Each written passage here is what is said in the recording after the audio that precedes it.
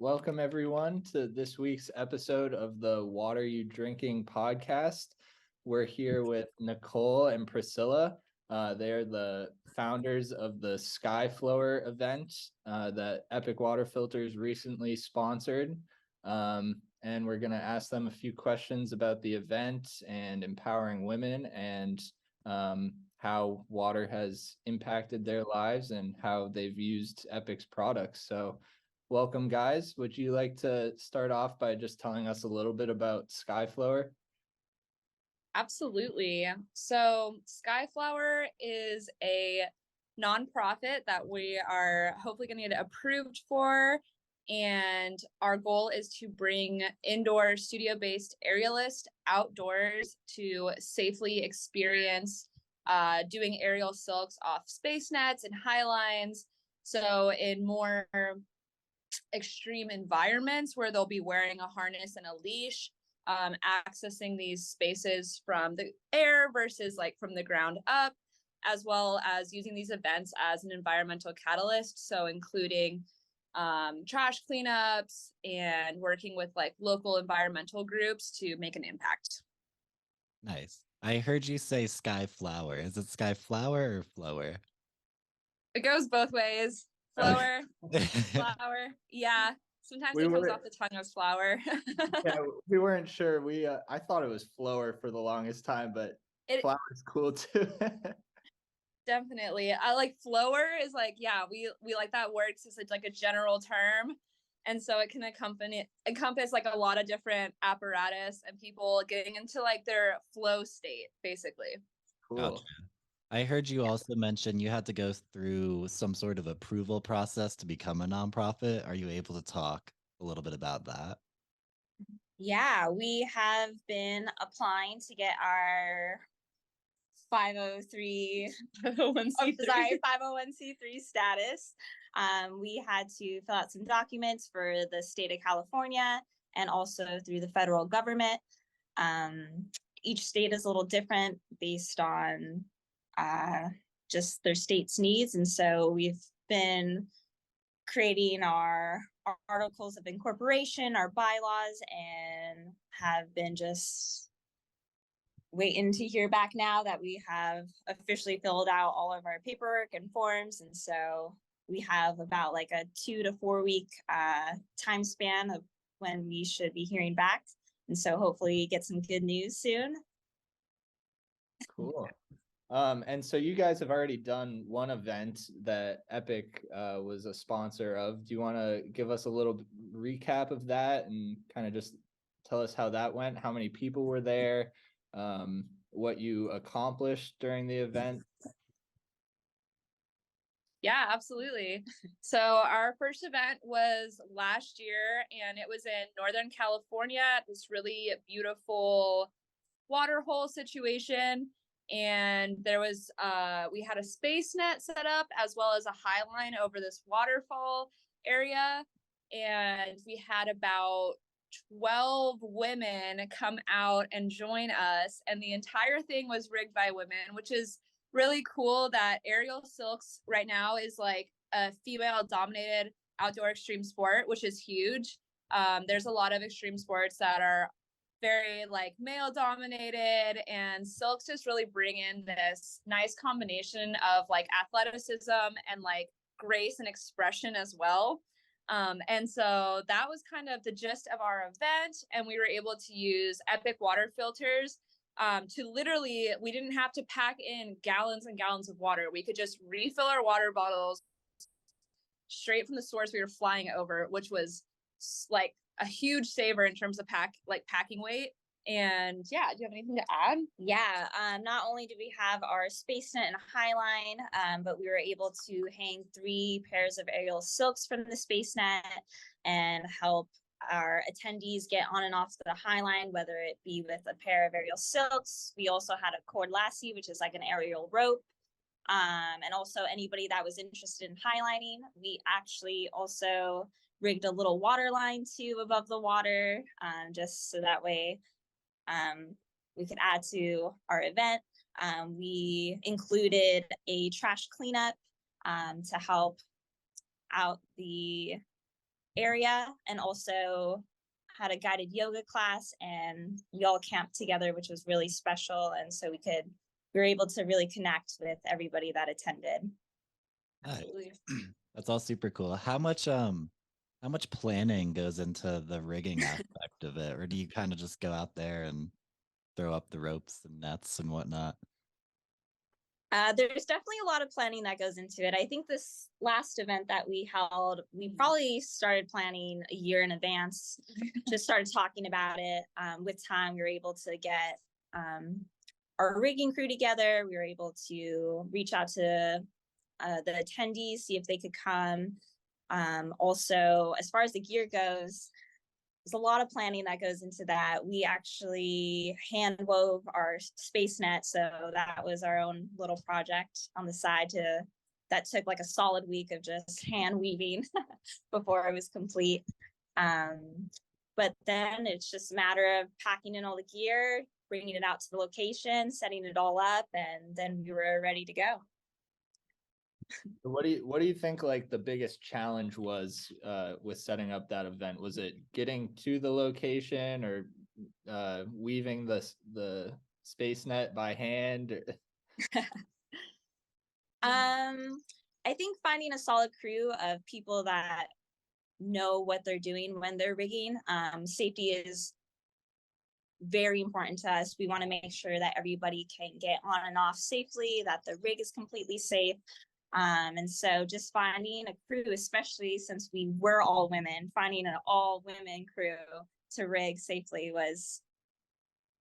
it's not super hard, but What that was a little what little was the tough process? to What's the process or the filtering process like to reach out to people that you could trust when rigging, or someone with your life?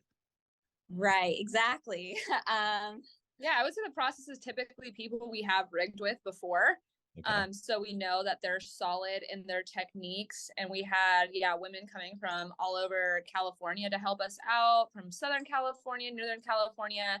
And ultimately it's like visualizing the space, creating a plan, and then making sure that like everyone can manage their own point. Like there's 3 corners of the space net. So there's 3 different anchors. And 2 of the anchors were natural, meaning they weren't bolted. So we're slinging around trees, Rocks. Basically whatever we put there, we can take down completely and we leave no trace behind. Mm-hmm. That was for 2 of the anchors. One of the anchors was already pre-bolted by other highliners in the past. And so we were able to just use that was already placed there. Yeah. Did you run into any problems once you got there? And like, I'm sure you planned a lot, but was there any unforeseen issues that came up once you were there? It was super smoky. There was a Yes. wildfire going on nearby, and on our like rigging day, we actually had to wear like full blown masks. Oh wow. And like she got a bloody nose. Like it was like a little chaotic trying to rig. And then luckily the day of the event, all the smoke like lifted and went elsewhere. But yeah, rigging, we were like smoked out. Wow. Yeah, So- we definitely didn't know how we could plan for that. We were just really hoping that it would clear once everybody arrived, and luckily it did. Absolutely. It always works out. Mm-hmm. Another issue that water could have probably solved, helping those forest fires if California hadn't been dealing with such a bad drought, but that's a totally other topic. We'll save that for another time. Did you have to get any Absolutely. special like permits or permissions or anything to go out there and host an event like that? So we were not an official nonprofit. This was just kind of like a starter event to see like, how is this going to go? Is this like functionable? And we looked into permits, but we couldn't even apply for them without being a nonprofit. Okay. So we just let this one go more so under the radar. And now we're hoping to become an official nonprofit. And our goal is to always host donation-based events. So we're not like charging people for this, because we believe the outdoors is already a very privileged space to be a part of. And we want to like honor that people are going to be spending money traveling. Gear is really expensive. So we want to be able to provide like all of that stuff. Yeah. Yeah, so all in, like, how much would you say it costs for someone to get started with aerial silks, if they just had to buy all of the gear and then let someone else kind of teach them how to do it? I would, even before investing in aerial silks, I would recommend reaching out to a studio, taking an introduction class, because the gear does get pricey. It adds up. There's a lot of technical little things that you'll want and need. And so classes are relatively affordable. There's private classes, there's like group classes. But I feel like before you just like jump in and, with the price tags that are out there, it's good to just ensure that like this is what you want, this is what you're passionate about. And I think then once you know that it's for you, you could go in, get your pair of aerial silks and any other gear that you need to rig. Absolutely. And just to add to that, yeah, I would definitely say like our events are aimed at people who have been training consistently indoors, who want to take it outdoors. And going off of what she said, why it's like a high risk situation. So, for people to come out from a studio setting and be able to come to our events and feel like, okay, the equipment that I'm getting on is safely rigged. And if they have any questions, we can tell them about it, because often like when we go out and do projects on our own, we're using gear from all sorts of friends and stuff. Like it's like always a collaboration effort, which is really cool. But yeah, gear can cost like upwards of hundreds to like thousands of dollars. So by being able to like share within the community, we're able to like cut the cost down and like provide more access. Yeah. How did you both get into aerial silk specifically? Was there like an aha moment or like a spark that like started it all for you? Yeah, my story's interesting. I really didn't like PE in high school, and I had an option to do independent PE, and I needed something in the spring, and I wasn't going to run track. And so I found a yoga studio that also had aerials, and I just started it, and it's just one of those things that like instantly resonated with my body. It like clicked with me, and I have not stopped since. It's been almost like a decade now. And that's my journey. That's wonderful. For me, I grew up dancing in a dance studio. So I had finished college. I moved out to Yosemite, and I had saw some other aerial artists on silks on a highline, and just watching them, seeing them out there, I was like, this is for me. It's the way I see it is it's like dancing, but in the air. And I don't know, ever since I saw that, I signed up for a class, loved it, ended up buying my own rig, and just continued on since then. And yeah, really never stopped. So is this like a sport that once you've kind of gone through all of the training and everything and the skills necessary to do it, are you able to go out on your own and just kind of rig up your own ropes and things and do the aerial silks by yourself, or do you kind of need a spotter with you? How's that work? I mean, as soon as you have the knowledge, especially if you want to go rig on your own, you would have to have that knowledge as well, separate from like the aerial silks knowledge. But basically, yeah, living in Yosemite, I feel like it's like a big playground. And so I look to the granite walls and really scope out where I could just hang over like a roof or over an overhung rock. And basically, yeah, like how you described, I could just go out there with my gear, set it up, and have a good time. And when I'm all done, de-rig it and go home. Do you prefer to do it with friends, or is it something you do alone as like an escape, or a little both? I would say more with friends for sure. It's definitely nice having the company. It's always nice having like a second person check your rigging as well, just for safety precautions. And if anything happens to any of us, it's sort of nice to be in contact with someone, especially if you're going out into the wilderness. But I mean, it's sort of nice though to like sometimes just like go out on your own, have your own space, and get into your own like flow state just alone, and really connect with like your body and the silks and flow.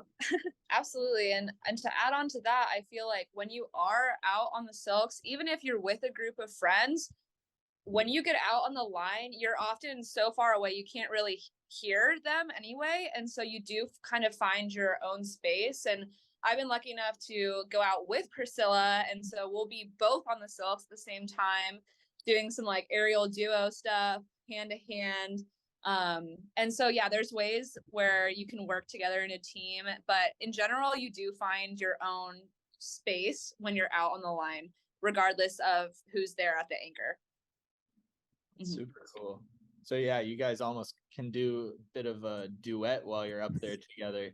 Yeah, absolutely. Yeah, we've gone out on a pair of aerial silks a few times on different lines, and it's quite magical just like having your friend out there with you, experiencing it all. How Where- Oh, go ahead, Matt. how important is it to like tie in like content around this? Like you're obviously people want to watch it and see it, like, but what are some of your main goals, I guess, by posting videos? Do you aim to like show that women could do these kinds of things, or show this new crazy sport that probably not a lot of people have heard about? Or what's kind of your personal angle, I guess, around all your content and video with aerial silks? For me personally, I just want to inspire. That's like the main reason I want to share media, is to show others that really anything is possible if you work hard enough and put the energy into it. I've been fortunate enough to like sort of find my way to like climbing and silking, and then was able to integrate the two. And yeah, I don't know, it's just like so many people are involved in their own unique lives and sports and things, and just knowing that like, you can make anything you want out of this life. So it's like, it's so short, you might as well go for it. Absolutely. And I would say like oftentimes people think of aerials and instantly resonate that with circus. So they think of going to a show. It's like often an indoor thing. And so it's really cool to kind of add silks as this like next step on top of what's been done in the climbing and highlining world. It's just like adding one more element to it. And it's really beautiful because it's not like a competitive route. When you're doing it outdoors, you're there to like express yourself and connect with the environment. And that's what I find to be really beautiful about the community, versus if you're indoors performing, it might be like a little more competitive, or you're under pressure to perform. But when you get out on high lines, it's not even about doing your hardest trick. It's about like grace and being in that space more so. Yeah. So as professionals, where is the coolest or craziest place you've ever done aerial silks at? This could be individually or together. It's whatever you think is the coolest or craziest. That's a great question. That is a great question. Because I'm sure you've done it in tons of different areas, but is there one that sticks out for you? One that sticks out for me was doing it off Half Dome. We were like the first, I think people. We might have been the first aerial artists up there performing or practicing aerial silks. We had a few friends of ours who were stoked on bringing a high line up there, and invited us up. And it was a big journey up to the top of Half Dome, but we made it. We helped rig the line, and got to watch our friends walk and flip around on the line. And we were fortunate enough to bring our silks out and take up that space. And yeah, that's quite special that we were actually able to share that together too. So Nice. That's it for me. That's the icing on the cake. Half Dome was the highlight of my summer last year. I guess what people don't see then is what goes on to even get to that point. Like you probably had to wake up early, hike all the way up there, climb all the way up, and then rig everything just to get to where you were at. totally. I think, yes, like, it's easy to just see a photo and be like, wow, that's incredible. But when you break it down and think about all the factors that really go into it, yeah, it's quite involved. I mean, we started hiking, I think at like midnight that night, just so we could make it up Wow. by like there sunrise. by like sunrise, get the rig in, and yeah. I'm not too familiar with Yosemite, but is that something like you have to take like a pretty long hike to even get to Half Dome or El Cap or like one of these infamous climbing spots? Yeah, for Half Dome, it is quite up there. I don't know the exact mileage. There's a few ways to get there. If you take a climber's trail, which we did, it's a little quicker, but yeah, it's definitely like miles out into the woods.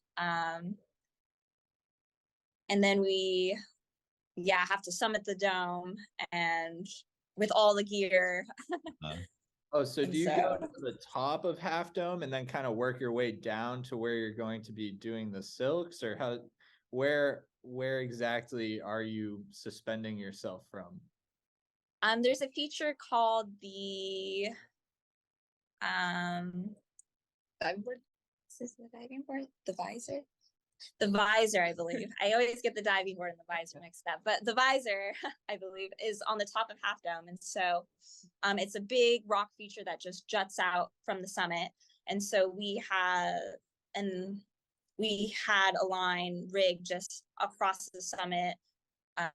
You're able to walk to both anchors. The rock sort of concaves in, and so there's perfect amount of open space just there waiting to. Yeah, so we're like right on the top. Subdome, Half Dome, we're like up here. Yeah, right out the tippy top. That's super cool. Kudos, honestly. Yeah. I'm sure a lot of people couldn't even make it to the top, so that's super cool. It's a hard trail just to hike, and I just want to also add in that like I brought my Epic water filters bottle and the filter, which was great because on the hike down there's some springs, and some of our friends were like just straight drinking these springs, and they were like there was some questionable like just little floaties and all this stuff, and I was just thinking like, wow, I'm so thankful to have this filter right now to like just make this spring that much safer. So yeah, I did have my bottle with me on that trip too. Yeah. That's awesome. Yeah, and that's exactly what it's meant for, is to prevent anyone who's out hiking from drinking out of a clear looking creek and getting sick or something like that. I mean, I'm sure that's everyone's worst nightmare if they're out in the woods. So glad we could help you out. Yeah, me too. Have you guys ever gotten sick from drinking like outdoor water before, like up in the mountains, or known anyone who has? Do you want to go? You can go. Okay. Yeah, absolutely. I definitely have drinking some questionable water sources and then have felt very ill. And even when like traveling abroad, I brought my Epic water filters bottle to Mexico too, because you're like, don't drink the water in Mexico. And so I think that it's super helpful, not only for if you're like an avid backpacker, outdoor enthusiast, but also if you're just the average traveler in general, to have a filter with you, like on you, is super convenient because yeah, when you're traveling, you never know precisely where you're getting your water from. Mm-hmm.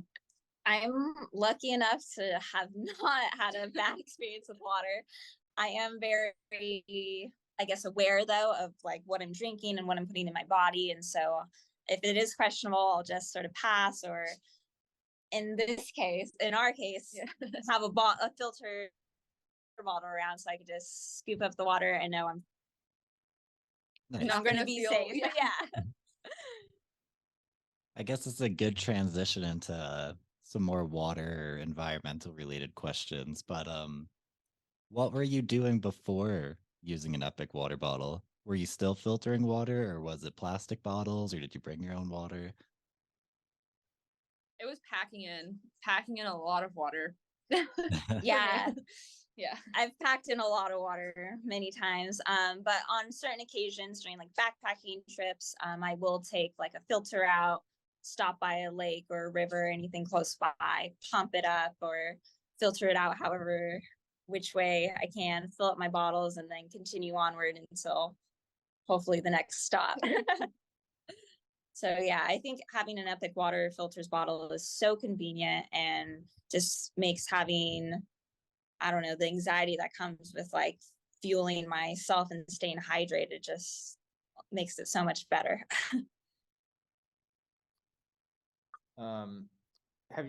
Have you noticed like lots of single-use plastic water bottles along any of the trails or areas that you go to do aerial silks at? Yeah, absolutely. I would say bottles and like cans in general pick up a lot of, yeah, plastic pollution, which is like a bummer because there's just like such great alternatives nowadays. Like, and even just with the filters, it's like, why are we even still using plastic water bottles? I really don't, it's like you're not even paying for the water, you're paying for like the plastic that it's put in. I don't know. It's a wild concept. Absolutely. Yeah, I feel like everywhere there's some sort of bottles or cans left around, and it's crazy. Yeah, like with all these options, especially in this decade, it's blows my mind that there's so many people that are still on like the Disposable Single use kick. single use. Thank Yeah. you. Well, we think it's really cool that with your event, you guys kind of incorporated a trash cleanup. Did you pick up a lot while you were at that location? Yeah, we were able to have dirt bags provided by one of our sponsors, Deuter. They're reusable little trash bags that are super convenient to bring on like any hikes or any trips really. And so between everybody that came out, we were able to get 30 pounds of trash out of this area, which is used a lot for like campers, tourists. There's some climbers that go out there too. And so I feel like we made an impact on this place. And so hopefully everybody in the future can appreciate our everybody's work.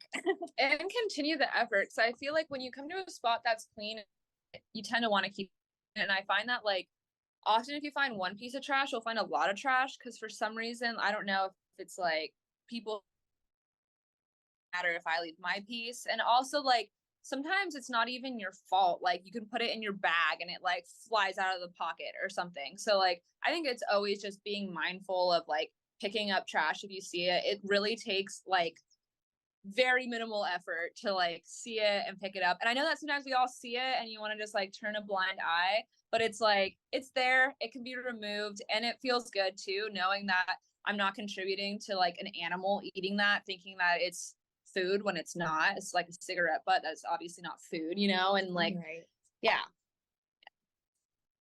We think it's great that you're tying in the trash cleanups into the Skyflower nonprofit at like in itself. I know you had mentioned that like the gear and all that stuff was expensive, so it wasn't like something you'd pay for to go to the event, but can you talk about what the money being raised for is essentially going towards, or any donations, I guess?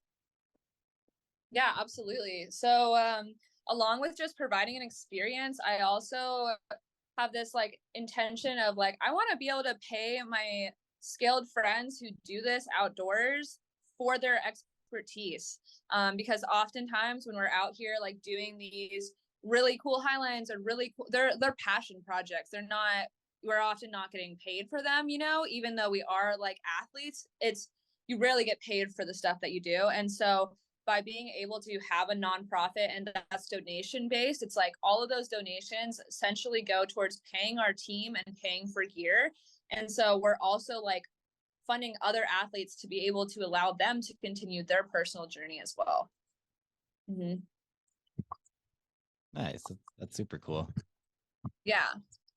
Where do you guys see Skyflower in like 5 to 10 years from now? What's the ultimate goal? How do you think these events are going to get much larger, or Is it gonna go beyond aerial silks? Like where what do you want it to be, I guess? Ooh, it's a big question. That's a big question. I think like we both would love to just continue doing these events in different areas. Right now we're in California, so that's where our nonprofit is like based out of. And if we want to go to different states, that's jumping through some other hoops. So right now our goal, California is so diverse. We're very fortunate to be in the state. And ideally we want to be putting on multiple events a year. So we did an introduction event last year, and we'll do another intro event this year. So that means people who have never been out on a high line, never been out on a space net before, they're like maybe they have no idea about any of the gear. So we want to do intro events, and then we want to have more of like jam sessions for people who are familiar with the setup, are familiar with getting out there and feel comfortable doing so. Mm-hmm. And they could be like, then we can have a larger group of people. So like our event last year was 12 people. That's like our max for an introduction event, just so everyone can thoroughly get their time out there. But hopefully with more like intermediate advanced jam session style events, then we can push that to like 20 to 30. Yeah. Nice. So good.